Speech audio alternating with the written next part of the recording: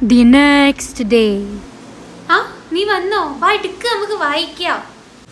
ആടോ താൻ കുറച്ചൊന്ന് വെയിറ്റ് ചെയ്യ്. ബസ്സിൽ ഉന്തും തള്ളും കഴിഞ്ഞ് വരാണ്. ഞാൻ കുറച്ച് വെള്ളം കുടിക്കട്ടെ, എന്നിട്ട് നമുക്ക് വായിക്കാം. എനിക്ക് ഇന്നലെ ഉറങ്ങാൻ കഴിഞ്ഞിട്ടില്ല. എനിക്കും അങ്ങനെ തന്നെയായിരുന്നു. വാ വായിക്കാം. ആ സ്കൂള് എന്നെ സംബന്ധിച്ച് നരകമായിരുന്നു. എല്ലാ ദിവസവും റാഗിങ്. ഫ്രണ്ടായ ആരുമില്ലായിരുന്നു.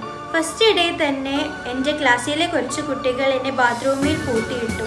ലഞ്ച് ബ്രേക്ക് മുഴുവനും ഞാൻ അവിടെ നിന്ന് തുറക്കാൻ ആവശ്യപ്പെട്ടുകൊണ്ടേയിരുന്നു. എനിക്ക് അന്ന് സംഭവിച്ചത് ഞാനൊരു മിഡിൽ ക്ലാസ് ഫാമിലിയിൽ നിന്നായതുകൊണ്ടായിരിക്കാം. ഞങ്ങൾക്കും ജീവിക്കണ്ടേ? ഞങ്ങൾക്കുമില്ലേ സ്വപ്നങ്ങൾ? തിരിച്ച് വീട്ടിൽ പോയപ്പോൾ ഉമ്മ ചോദിച്ചു എങ്ങനെയുണ്ടായിരുന്നു സ്കൂളെന്ന്. അന്ന് ഉമ്മാൻ്റെ മുഖത്ത് കണ്ടത് എന്നെ നല്ലൊരു സ്കൂളിൽ വിടാൻ കഴിഞ്ഞതിൻ്റെ സന്തോഷമായിരുന്നു. ഞാൻ ആ സന്തോഷം കെടുത്താൻ ആഗ്രഹിച്ചിരുന്നില്ല. അതുകൊണ്ട് ഞാൻ അന്ന് ഒന്നും പറഞ്ഞില്ല.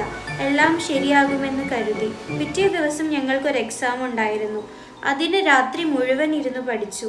നന്നായി എക്സാം എഴുതി. ടീച്ചർ ക്വസ്റ്റ്യൻ പേപ്പർ ഡിസ്കസ് ചെയ്തപ്പോൾ ഞാൻ ഫുൾ മാർക്ക് ഉറപ്പിച്ചു. എൻ്റെ പാരൻസിനെ സന്തോഷിപ്പിക്കാനുള്ള ഒരേ ഒരു മാർഗം നല്ല മാർക്ക് വാങ്ങുക. എന്നെ അവിടെ പഠിപ്പിക്കാൻ അവരെടുത്ത കഷ്ടപ്പാടിന് ഒരു ഉത്തരം നൽകുക. പക്ഷെ റിസൾട്ട് വന്നത് മറ്റൊന്നായിരുന്നു.